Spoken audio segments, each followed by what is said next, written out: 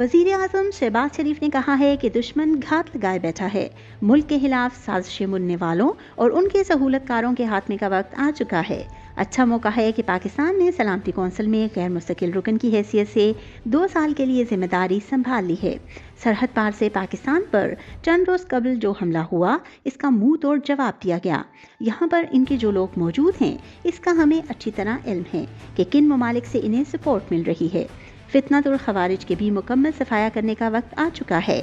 इसी तरह डिजिटल महाज पर जो पाकिस्तान के खिलाफ जहर उगला जा रहा है, पाकिस्तान से बाहर जो एजेंट बैठे हैं, पाकिस्तान के दुश्मन बैठे हैं।